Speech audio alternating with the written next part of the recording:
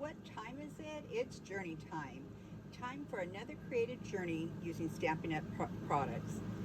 Hello, my name is Kathy Haynes, and today we're going to be making this adorable Wishes and Wonder Plaid Builder card.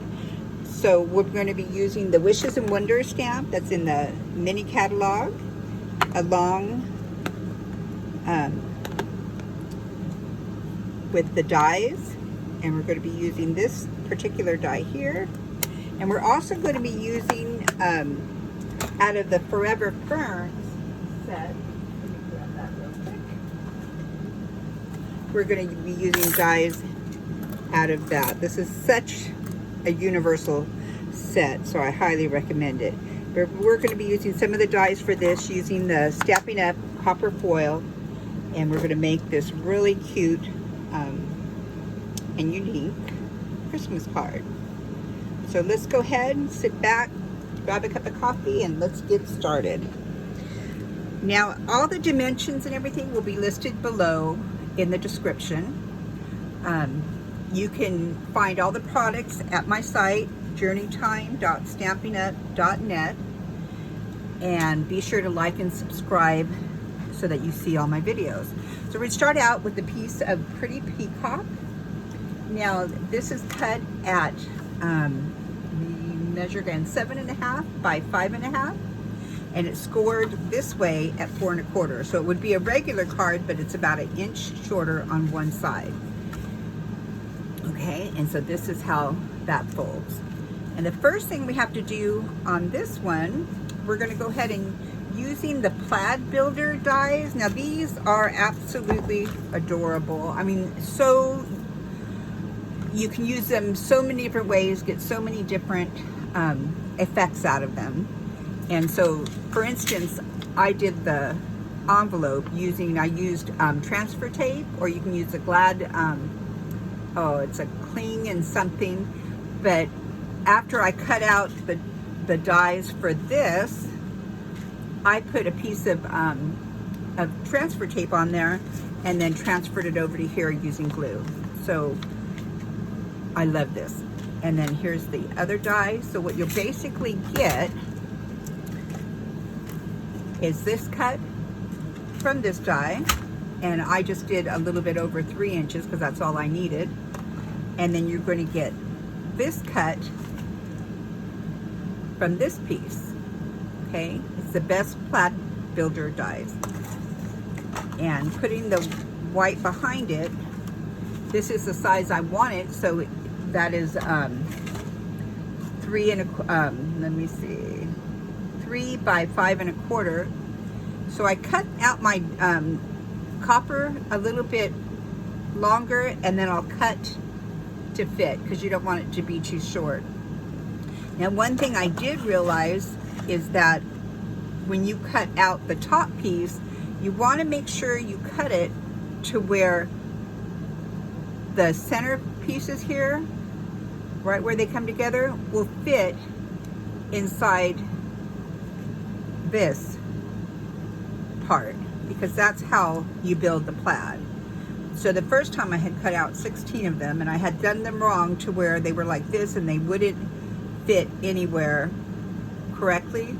So you just want to make sure that you cut them bigger than what you need and where you can line them up like that.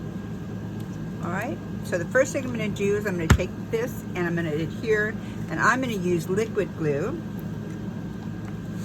and I'm going to adhere my foil mostly around the edges and some in the middle.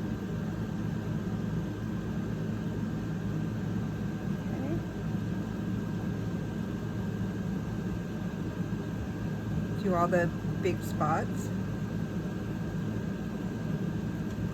Could do that here in case you do this.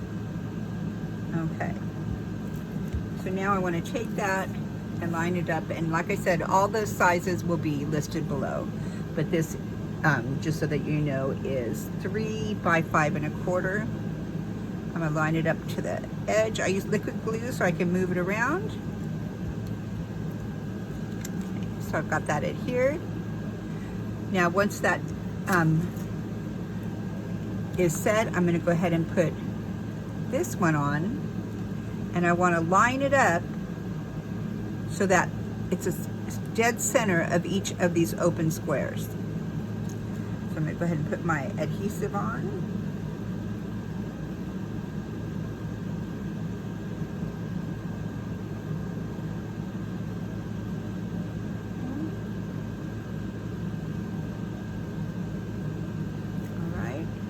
Like I said, the Tombow gives you time to change it up. So put it right in the middle and press. And then what I like to do is take a sheet of paper. Sorry. Or here's plastic even. I have a plastic. And push on the back so that I don't get my fingers all sticky.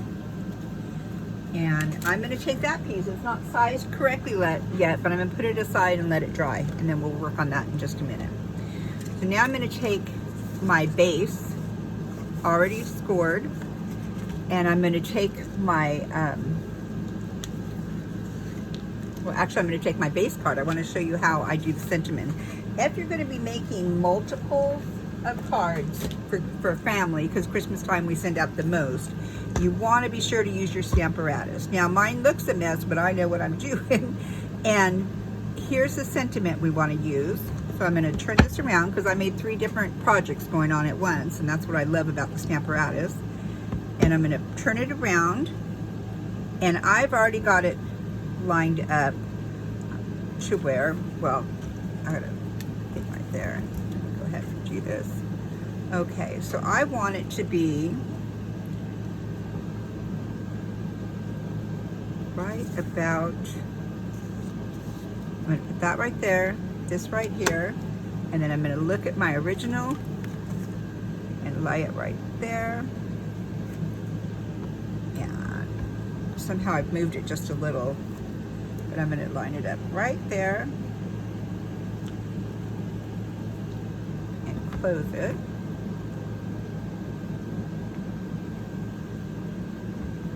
Now I know it's where I want it. And I'm going to look right there. It's a little bit crooked. So put it right where you want it.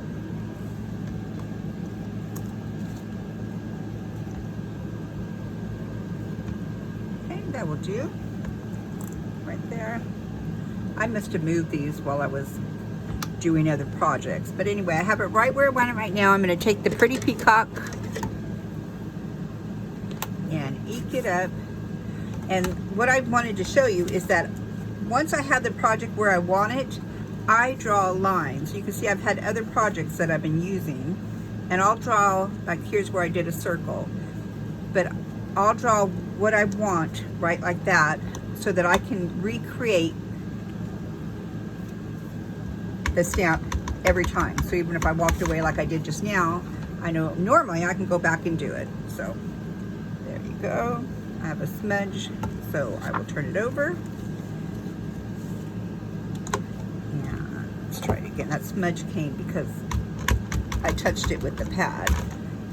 But there's 2 sides of paper, so that's 2 sides to every piece of paper. So there you go, and that's perfect. So I'm going to put my Stamparatus aside now.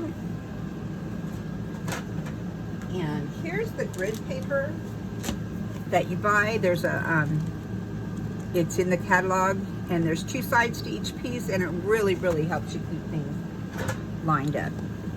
So now I've cut a strip of the designer series paper. It's on page 19 of the mini catalog. It's called the Brightly Gleaming Specialty Designer Series paper. And again, Stampin' Up! Paper is amazing.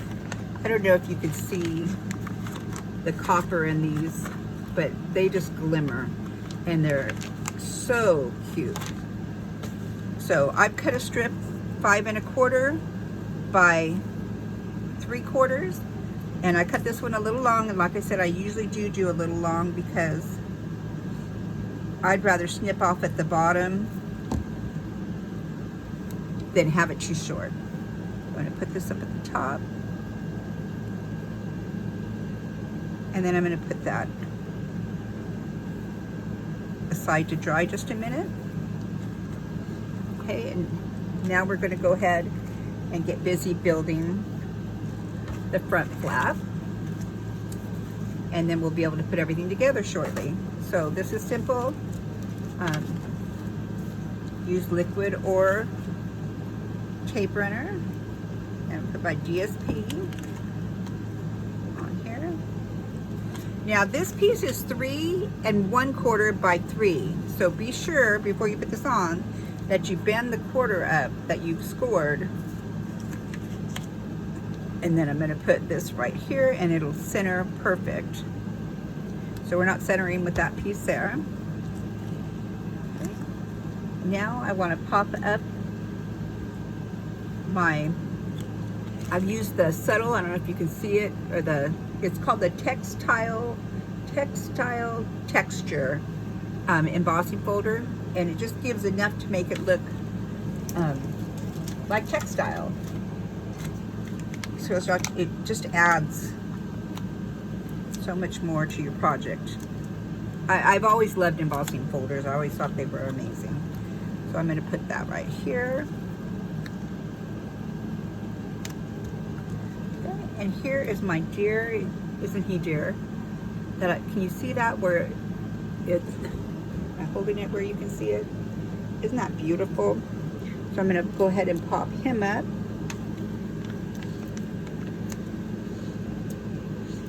I assume it's a him. And put him right there. Now, from the Forever Fern, I have a few pieces. And so I'm just going to choose where I'm going to put them, and using liquid glue,